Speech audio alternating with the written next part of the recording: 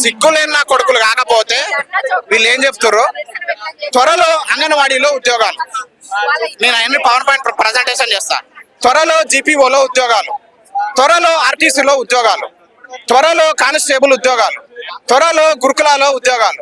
ఈ సోడియాలంతా ఇది పెడతారు.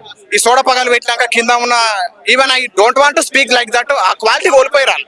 ఎందుకంటే నేను ఎట్లా మాట్లాడాలంటే ఒక సంవత్సరం కోచింగ్ తీసుకున్నా, కమ్యూనికేషన్ స్కిల్స్, వీళ్ళకి ఆ విలువలు కూడా లేవు. నువ్వు అంటున్నావు కదా, మరి వాళ్ళు అప్పటి నుంచి కష్టపడుతున్నారు అంటే సిగ్గు ఉండాలి కదా. ఒక సంవత్సరంలో 2 లక్షలు నింపుతా అన్నాడు, ఇక్కడ 2 లక్షలు అంటే నేను 10 లక్షలు ఇన్వెస్ట్మెంట్ చేసిన అశోక్ నగర్ లో. For 4 years I have been preparing very seriously. నాది ఒక్కొక్కరికి జిల్లాలో 4th ర్యాంక్ వచ్చింది డిఎస్సిలో, అర్థమవుతుందా. నేను జేఎల్ కూడా అన్ని గెజిటెడ్ పోస్టులు.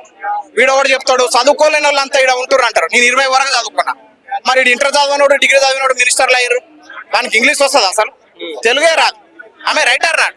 ఇవన్నీ ఎందుకు చెప్తున్నా అంటే నేను రాజకీయం చేయాలంటే లిస్టులో కూడా ఉంటారు. ఎందుకంటే నేను 22 సంవత్సరాలు ఉన్నప్పుడు డిగ్రీ కాలేజీలో, జూనియర్ కాలేజీలో, జమ్మలమడుగుల్లో, పులివెందుల్లో, అనంతపూర్లలో, మహారాష్ట్రలో, హైదరాబాద్ లో, మెట్రోపాలిటన్ సిటీస్, బెంగళూరులో, ఇంటర్నేషనల్ స్కూళ్ళలో, పెద్ద పెద్ద కాలేజీలలో పనిచేసి వచ్చినాడు. వీళ్ళు అరికథలు చెప్తే వినేటోడు ఎవరు లేడు.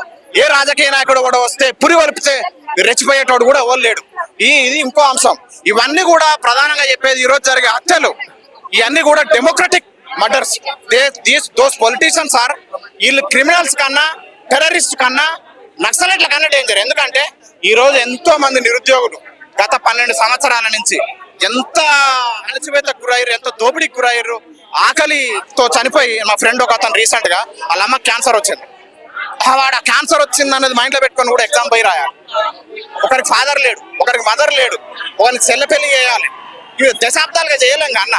ఇవన్నీ కూడా ప్రభుత్వ నిర్ణయాలు తీసుకోవడం వలన ఈ కుటుంబాలు సామాజికంగా, ఆర్థికంగా, మానసికంగా ఇవన్నీ కూడా ఒత్తిళ్లకు, సమాజ ఒత్తిళ్లకు ఎంత మందిని పరోక్షంగా, it is not killing to people, ఆమె రైట్ ఆర్ నాట్, ఇదన్నీ పరోక్షంగా అన్ని వేదనకు గురి చేసి సామాజికంగా హత్య చేయడం కదా.